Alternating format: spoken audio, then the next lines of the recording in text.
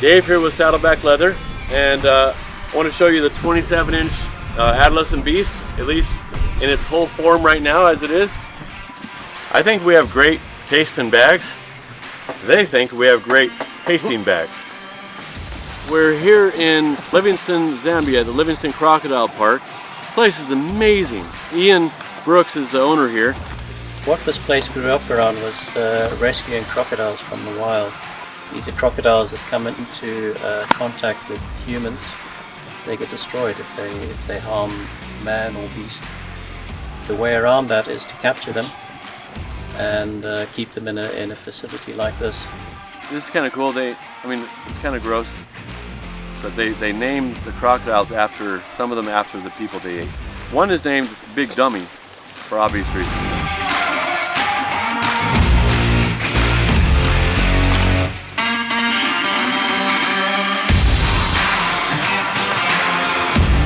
Come on, let go.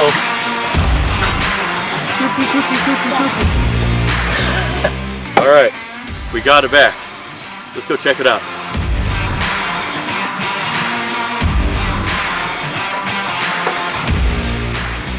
All right, let's check this thing out. So it was like this. Now it's like this. So it tore off. Yeah, that death roll, 2,000 pounds of crushing pressure. And then the death roll, 2 crocodiles wanting the same thing. I'll take that. This is 27 inches long, fits tennis rackets real nicely. It's in between from the 34-inch Beast or the 20-inch Baby Beast. This is the Adolescent Beast. This is the 27-inch. Let me show you a little bit about it.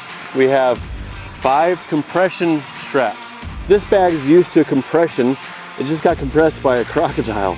So what you do, as soon as you get a tip through, you just pull it, and that leverage that you get just compresses it nice and tight all the way to here. And then once the center one's done, or then you compress this one.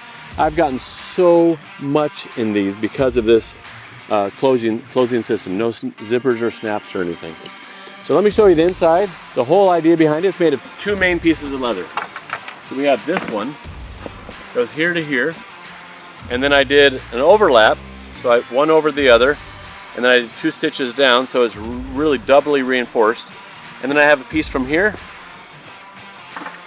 all the way to the front here.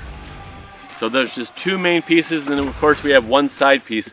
The fewer seams the better, because the seams are where things tear. They start tearing.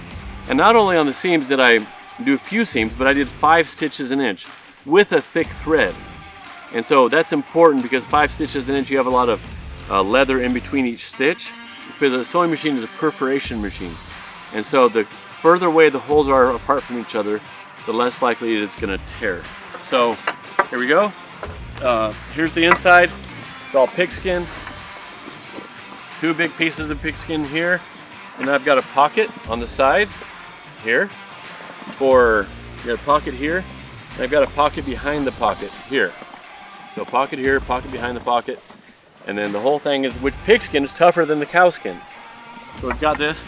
On the handle, I didn't want it to tear through or break, so I put this heavy piece of thick leather across it.